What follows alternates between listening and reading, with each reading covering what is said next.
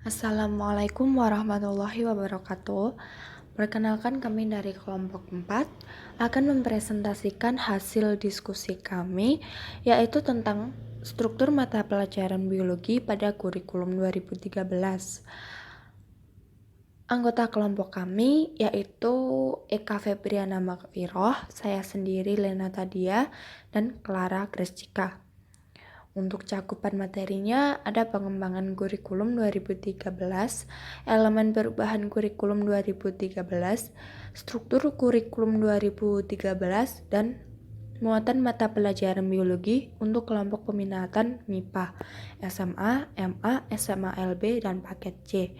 Untuk slide selanjutnya akan dibacakan oleh saudari Eka Febriana. Waktu dan tempat saya persilahkan. Poin yang pertama yaitu mengenai pengembangan kurikulum 2013. Kurikulum 2013 adalah kurikulum yang syarat dengan pendidikan karakter. Zaini 2015. Kurikulum 2013 merupakan suatu kebijakan baru pemerintah dalam bidang pendidikan yang diharapkan mampu untuk menjawab tantangan dan persoalan yang akan dihadapi oleh bangsa Indonesia ke depan. Perubahan yang mendasar pada kurikulum 2013 dibanding dengan kurikulum sebelumnya yaitu perubahan pada tingkat satuan pendidikan, di mana implementasi kurikulum ini dilakukan pada tingkat satuan pendidikan mulai dari SD, SMP, dan SMA atau SMK menurut Sinabela 2013. Pengembangan kurikulum 2013 merupakan bagian dari strategi meningkatkan capaian pendidikan. Kurikulum 2013 dikembangkan untuk meningkatkan capaian pendidikan, dilakukan dengan dua strategi utama, yaitu peningkatan efektivitas pembelajaran pada satuan pendidikan dan penambahan waktu pembelajaran di sekolah. Efektivitas pembelajaran dicapai melalui 3 tahap, yaitu yang pertama, efektivitas interaksi akan tercipta apabila adanya harmonisasi iklim akademik dan budaya sekolah. Efektivitas interaksi dapat terjaga apabila ada kesinambungan antara manajemen dan kepemimpinan pada suatu pendidikan. Yang kedua yaitu efektivitas pemahaman yang menjadi bagian penting dalam pencapaian efektivitas pembelajaran. Efektivitas itu dapat dicapai apabila pembelajaran yang mengedepankan pengalaman personal siswa melalui observasi seperti menyimak, melihat, membaca, dan mendengar. Yang ketiga yaitu efektivitas penyerapan dapat tercipta ketika adanya kesinambungan pembelajaran secara horizontal dan vertikal. Selanjutnya yaitu ada elemen perubahan kurikulum 2013. Elemen yang pertama, kompetensi lulusan. Adanya peningkatan dan kesinambungan soft skill dan hard skill yang meliputi aspek kompetensi sikap, keterampilan, dan pengetahuan.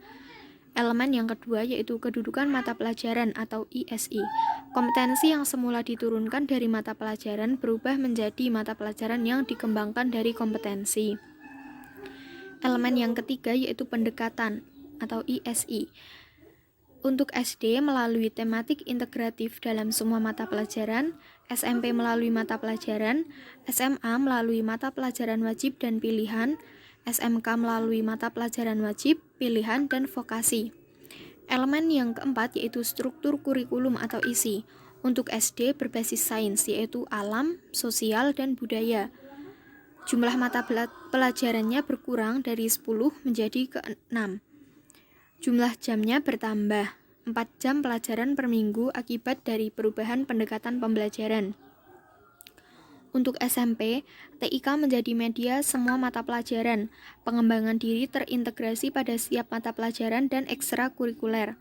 Jumlah mata pelajarannya dari 12 menjadi 10 dan jumlah jamnya bertambah 6 jam pelajaran per minggu akibat perubahan pendekatan pembelajaran. Untuk SMA, perubahan sistem ada mata pelajaran wajib dan ada mata pelajaran pilihan. Terjadi pengurangan mata pelajaran dan jumlah jam bertambah 2 jam pelajaran per minggu akibat perubahan pendekatan pembelajaran. Sedangkan untuk SMK, penyesuaian jenis keahlian berdasarkan spektrum kebutuhan saat ini. Penyeragaman mata pelajaran dasar umum, produktif disesuaikan dengan tren perkembangan industri dan pengelompokan mata pelajaran produktif sehingga tidak terlalu rinci pembagiannya. Elemen yang selanjutnya yaitu proses pembelajaran. Standar proses yang semula terfokus pada eksplorasi, elaborasi, dan konfirmasi dilengkapi dengan mengamati, menanya, mengolah, menalar, menyajikan, menyimpulkan, dan mencipta. Belajar tidak hanya di kelas tetapi juga di lingkungan masyarakat. Guru bukan satu-satunya sumber belajar. Artinya, siswa dapat memperoleh sumber belajar dari media lain seperti internet, buku, atau media massa lainnya. Sikap tidak diajarkan secara verbal tetapi melalui contoh dan teladan.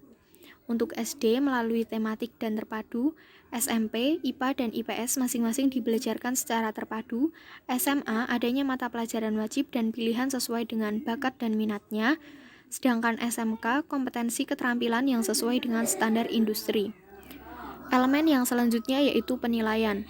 Pergeseran dari penilaian melalui tes, yaitu mengukur kompetensi pengetahuan berdasarkan hasil saja, menuju penilaian otentik, yaitu mengukur semua kompetensi sikap, keterampilan, dan pengetahuan berdasarkan proses dan hasil. Memperkuat PAP, penilaian acuan patokan, yaitu pencapaian hasil belajar didasarkan pada posisi skor yang diperolehnya terhadap skor ideal. Penilaian tidak hanya pada level KD, tetapi juga kompetensi inti dan SKL. Mendorong pemanfaatan portofolio yang dibuat siswa sebagai instrumen utama penilaian. Elemen yang terakhir yaitu kegiatan ekstrakurikuler. Untuk SD, ekstrakurikuler wajib berupa pramuka, sedangkan pilihan ada UKS, PMR, bahasa Inggris. Untuk SMP, SMA, SMK, pramuka menjadi ekstra wajib, sedangkan OSIS, UKM, PMR, dan lain-lain menjadi pilihan. Perlunya ekstrakurikuler partisipatif. Poin yang selanjutnya yaitu mengenai struktur kurikulum 2013. Struktur kurikulum merupakan pola pada susunan mata pelajaran yang harus ditempuh oleh peserta didik dalam kegiatan pembelajaran. Dalam muatan kurikulum pada setiap mata pelajaran pada setiap satuan pendidikan dituangkan dalam kompetensi yang harus dikuasai peserta didik sesuai dengan beban belajar yang tercantum dalam struktur kurikulum. Untuk struktur kurikulum 2013 pada siswa SD, IPA menjadi materi pembahasan pelajaran bahasa Indonesia, matematika, dan lainnya. IPS menjadi materi pembahasan pelajaran PKN, bahasa Indonesia, dan lainnya. Muatan lokal menjadi materi pembahasan seni budaya dan prakarya serta PJOK. Materi pelajaran pengembangan diri diintegrasikan ke semua mata pelajaran. Untuk SD menambah 4 jam pelajaran per minggu akibat perubahan proses pembelajaran dan penilaian. Struktur kurikulum 2013 untuk SMP menggunakan mata pelajaran sebagai sumber kompetensi dan substansi pelajaran, menggunakan pendeteksi sains dalam proses pembelajaran berupa mengamati, menanya, mencoba, mengolah, menyajikan, menyimpulkan, dan mencipta semua mata pelajaran. Meminimumkan jumlah mata pelajaran dengan 12 menjadi 10. IPA dan IPS dikembangkan sebagai mata pelajaran integratif science dan integratif social studies, bukan sebagai pendidikan disiplin ilmu. Bahasa Inggris dibelajarkan untuk membentuk keterampilan berbahasa, menambah 6 jam mata pelajaran per minggu. Selanjutnya, struktur kurikulum 2013 pada SMA. Struktur kurikulum SMA yang sekarang berlangsung adalah penjurusan dilaksanakan mulai kelas 10 yang terdiri dari IPA, IPS, Bahasa, dan Keagamaan. Untuk jumlah mata pelajarannya sebanyak 16 ditambah dengan muatan lokal dan pengembangan diri dengan jumlah mata pelajaran 38 jam per minggu. Untuk IPA dan IPS maupun bahasa masing-masing 15 mata pelajaran dengan jumlah jam pelajaran 39 jam per minggu. Untuk jurusan keagamaan terdiri dari 15 mata pelajaran dengan jumlah jam pelajaran 38 jam per minggu. Kurikulum 2013 dikelompokkan ke dalam 3 mata pelajaran yaitu kelompok A yang terdiri dari pendidikan agama, pendidikan Pancasila dan kewarganegaraan, bahasa Indonesia, matematika, sejarah, dan bahasa Inggris. Kelompok B yang terdiri dari seni budaya, prakarya, pendidikan jasmani olahraga, dan kesehatan. Sedangkan kelompok C atau peminatan akademik matematika dan sains terdiri atas matematika, biologi, fisika, dan kimia. Peminatan sosial terdiri dari geografi, sejarah, sosiologi, dan ekonomi.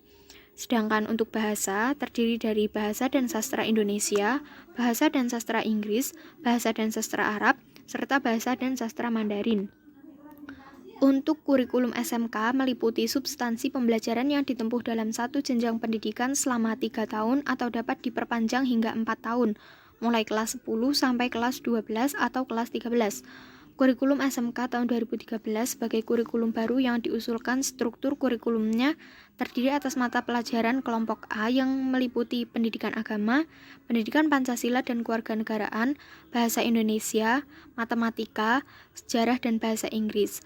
Kelompok B yang terdiri dari seni budaya, prakarya, PJOK, serta kelompok C yang terdiri pelajaran peminatan, akademik dan vokasi, yaitu matematika, fisika, kimia, bahasa Inggris vokasi, dan keterampilan kejuruan. Untuk selanjutnya akan dibacakan oleh Linata. Silahkan. Untuk waktu dan tempatnya saya ucapkan terima kasih. Nah, di poin D ini ada muatan mata pelajaran biologi untuk kelompok peminatan MIPA pada SMA, MA, SMA LB, dan AKC. Untuk tingkat kompetensinya itu tingkat pendidikan menengah, yaitu kelas 10 sampai kelas 12. Kompetensinya itu memahami ruang lingkup biologi dan aplikasinya di era konseptual abad 21 dan menerapkannya dalam perencanaan karir di masa depan. Kemudian menerapkan proses kinerja ilmiah dan keselamatan kerja di laboratorium biologi dalam pengamatan dan percobaan untuk memahami permasalahan biologi pada berbagai objek dan bioproses, serta mengaitkan biologi itu sendiri dengan lingkungan, teknologi, dan masyarakat di abad 21. Selanjutnya mengkomunikasikan hasil pengamatan dan percobaan secara lisan melalui berbagai media dan secara tulisan itu dalam bentuk laporan. Nah, pembahasannya itu udah dijelaskan dalam UU nomor 20 tahun 2003 bagian umum. Antara lain ditegaskan bahwa salah satu strategi pembangunan pendidikan nasional adalah pengembangan dan pelaksanaan kurikulum berbasis kompetensi. Selanjutnya pada pasal 35 UU nomor 20 tahun 2003 menyatakan bahwa kompetensi lulusan merupakan kualifikasi kemampuan lulusan yang mencakup sikap, pengetahuan, dan keterampilan sesuai dengan standar nasional yang telah disepakati. Nah, kompetensi yang selanjutnya ada menyajikan data berbagai objek dan bioproses berdasarkan pengamatan dan percobaan dengan menerapkan prosedur ilmiah dan memperhatikan aspek keselamatan kerja. Selanjutnya, menerapkan prinsip, konsep, dan hukum dalam bidang biologi untuk memecahkan permasalahan nyata dan lingkungan hidup. Selanjutnya, menganalisis berbagai keanekaragaman hayati di Indonesia, bioproses yang berlangsung pada berbagai tingkat organisasi seluler pada sistem hidup, menganalisis perilaku negatif dan dampak dari perubahan lingkungan terhadap kehidupan. Nah, selanjutnya itu menunjukkan kemampuan metakognitif terhadap permasalahan pada berbagai objek dan tingkat organisasi kehidupan dan menerapkannya dalam kehidupan sebagai warga negara yang baik dan wujud cinta tanah air dan bangsa. Untuk pembahasannya itu bahwa kurikulum 2013 melanjutkan pengembangan kurikulum berbasis kompetensi yang telah dirintis pada tahun 2004 dengan mencakup kompetensi sikap, pengetahuan, dan keterampilan secara terpadu. Pengembangan kurikulum 2013 merupakan bagian dari strategi meningkatkan capaian pendidikan. Di samping kurikulum terdapat sejumlah faktor, di antaranya lama siswa bersekolah, lama siswa tinggal di sekolah, pembelajaran siswa aktif berbasis kompetensi, buku pegangan atau buku babon, dan peranan guru sebagai ujung tombak pelaksana pendidikan. Nah, untuk kompetensi selanjutnya itu ada memahami struktur dan fungsi enzim dan materi genetik dalam bioproses dan pewarisan sifat pada makhluk hidup serta kelangsungan hidup organisme di bumi melalui proses mutasi dan evolusi dengan melakukan investigasi literatur dan mengkomunikasikan secara lisan dan tulisan. Nah, selanjutnya menganalisis dan menyajikan data tentang aplikasi bioproses pada bioteknologi berbagai bidang kehidupan dan menyajikannya secara lisan dan tulisan. Selanjutnya menunjukkan kemampuan metakognitif terhadap proses metabolisme, pewarisan sifat, dan kelangsungan hidup di bumi dan menerapkannya dalam kehidupan sebagai warga negara yang baik dan wujud cinta tanah air dan bangsa. Baik, saya akan melanjutkan presentasi dari Linata. Selanjutnya ada rumusan kompetensi inti pendidikan menengah. Untuk anak kelas 10, menghayati dan mengamalkan ajaran agama yang dianutnya, mengembangkan perilaku seperti jujur, disiplin, tanggung jawab, peduli, santun, ramah lingkungan, gotong royong, kerja sama, cinta damai, responsif, dan proaktif, dan menunjukkan sikap sebagai bagian dari solusi atas berbagai permasalahan bangsa dalam berinteraksi secara efektif dengan lingkungan sosial dan alam serta dalam menempatkan diri sebagai cerminan bangsa dalam pergaulan dunia. Untuk yang kelas 11 juga seperti yang kelas 10 ya. Selanjutnya untuk kelas 12, menghayati dan mengamalkan ajaran agama yang dianutnya, mengembangkan perilaku jujur, disiplin, tanggung jawab, peduli, santun, ramah lingkungan, gotong royong, kerjasama, cinta damai, responsif, dan proaktif, dan menunjukkan sikap sebagai bagian dari solusi atas berbagai permasalahan bangsa, serta memosisikan diri sebagai agen transformasi masyarakat dalam membangun peradaban bangsa dan dunia. Untuk kelas 10 SMA dituntut untuk memahami dan menerapkan pengetahuan faktual, konseptual, prosedural dalam ilmu pengetahuan, teknologi, seni, budaya, dan humaniora dengan wawasan kemanusiaan, kebangsaan, kenegaraan, dan peradaban terkait fenomena dan kejadian, serta menerapkan pengetahuan prosedural pada bidang kajian yang spesifik sesuai dengan bakat dan minatnya untuk memecahkan masalah. Untuk yang kelas 11 SMA dituntut untuk memahami, menerapkan, dan menjelaskan pengetahuan faktual, konseptual, prosedural, dan metakognitif dalam ilmu pengetahuan teknologi, seni, budaya, dan humaniora dengan wawasan kemanusiaan, kebangsaan, kenegaraan, dan peradaban terkait penyebab fenomena dan kejadian serta menerapkan pengetahuan prosedural pada bidang kajian yang spesifik sesuai dengan bakat dan minatnya untuk memecahkan masalah. Untuk yang kelas 12 SMA dituntut untuk memahami dan menerapkan pengetahuan faktual, konseptual, prosedural, dan metakognitif dalam ilmu pengetahuan, teknologi, seni, budaya, dan humanoria dengan wawasan kemanusiaan, kebangsaan, kenegaraan, dan peradaban terkait penyebab fenomena dan kejadian, serta menerapkan pengetahuan prosedural pada bidang kajian yang spesifik sesuai dengan bakat dan minatnya untuk memecahkan masalah.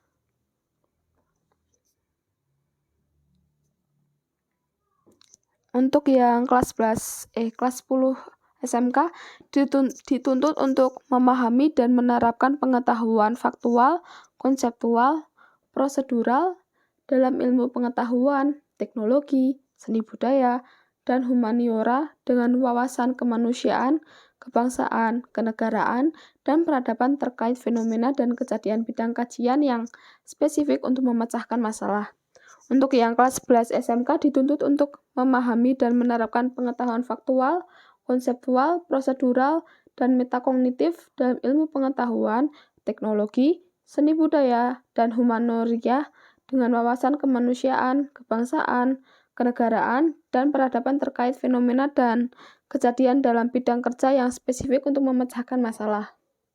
Untuk yang kelas 12 SMK dituntut untuk memahami, menerapkan, dan menjelaskan pengetahuan faktual, konseptual, prosedural, dan metakognitif dalam ilmu pengetahuan, teknologi, seni budaya, dan humaniora dengan wawasan kemanusiaan, kebangsaan, kenegaraan, dan peradaban terkait fenomena dan kejadian dalam bidang kerja yang spesifik untuk memecahkan masalah. Nah, yang terakhir ada kesimpulan. Kesimpulannya yaitu kurikulum 2013 merupakan suatu kebijakan baru pemerintah dalam bidang pendidikan yang diharapkan mampu untuk menjawab tantangan dan persoalan yang akan dihadapi oleh bangsa Indonesia ke depan. Pengembangan kurikulum 2013 merupakan bagian dari strategi meningkatkan capaian pendidikan. Struktur kurikulum 2013 pada mata pelajaran biologi SMA Dasarnya, seorang siswa mampu memahami, menganalisis, menginterpretasikan, dan menerapkan dalam kehidupan sehari-hari, mengenal materi ruang lingkup biologi. Ruang lingkup tersebut meliputi keanekaragaman hayat Indonesia, ciri dan karakter virus dan hewan dalam peranan hidupnya, ekologi, iklim, dan sel yang diberikan guru kepada siswa. Quotes on the day. Bermimpilah setinggi langit, jika engkau jatuh, engkau akan jatuh di antara bintang. Insinyur Soekarno. Terima kasih.